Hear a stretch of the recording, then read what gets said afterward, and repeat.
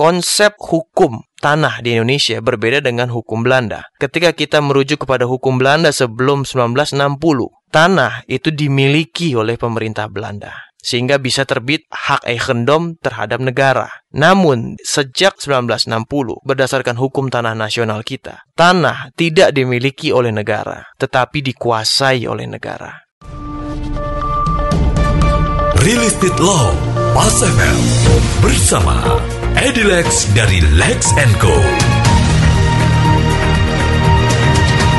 Mitra bisnis, dalam edisi kali ini saya akan membicarakan mengenai konsepsi hukum tanah nasional setelah terbitnya Undang-Undang Pokok Agraria. Jika kita melihat dan membaca Undang-Undang Pokok Agraria, di dalam pasal 1 ayat 1, ada asas komunalistik yang terwujud di dalam ketentuan tersebut, di mana diatur bahwa di dalam hukum tanah nasional, semua tanah dalam wilayah negara kita adalah tanah bersama seluruh rakyat Indonesia yang telah bersatu menjadi bangsa Indonesia. Nah, bahwa ada hak kebersamaan, ada suatu hak bangsa Indonesia. Nah, ini adalah hal mendasar yang saya pikir setiap dari kita perlu memahami apa sih yang menjadi landasan utama dari hukum pertanahan di Indonesia. Yang kedua adalah aspek religius. Selain tadi aspek komunalistik, ada aspek religius, di mana diatur bahwa bumi, air, dan ruang angkasa, termasuk kekayaan alam yang terkandung di dalamnya, merupakan karunia Tuhan Yang Maha Esa kepada bangsa Indonesia.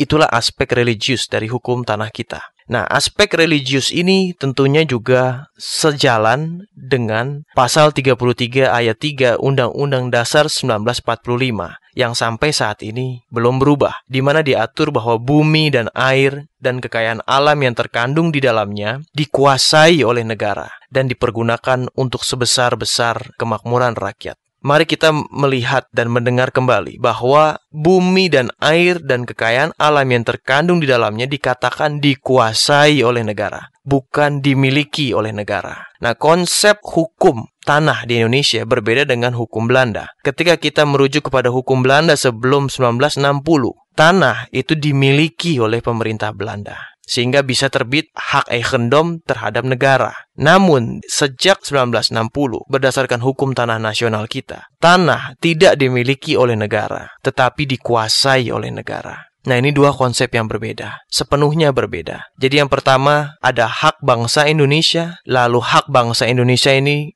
memberikan kewenangan kepada negara untuk mengatur tanah-tanah yang ada di Indonesia sebagai penguasa. Jadi ketika kita merujuk kepada tanah negara, itu berarti adalah tanah yang dikuasai oleh negara, bukan tanah yang dimiliki oleh negara. Dan ketika tanah itu dikuasai oleh negara, siapapun yang hendak mengajukan permohonan hak, mau memanfaatkan tanah itu dengan prosedur hukum yang ada, maka orang tersebut berhak untuk mengajukan permohonan hak dan memanfaatkan tanah yang ada di negara kita. Nah, hak menguasai negara ini diwujudkan dengan adanya negara sebagai badan penguasa, di mana ada suatu pemerintahan, ada pemerintahan eksekutif. Pemerintahan eksekutif kita tahu sendiri bahwa presiden dan para menteri, dan saat ini setelah pemerintahan Jokowi, maka kepala BPN digabungkan menjadi Menteri Negara Agraria dan Tata Ruang, sehingga menjadi satu fungsi, dan eksekutiflah yang mempunyai kewenangan untuk melaksanakan hak menguasai negara yang diberikan tadi berdasarkan pasal 33 Undang-Undang Dasar 1945 dan juga berdasarkan Undang-Undang Pokok Agraria.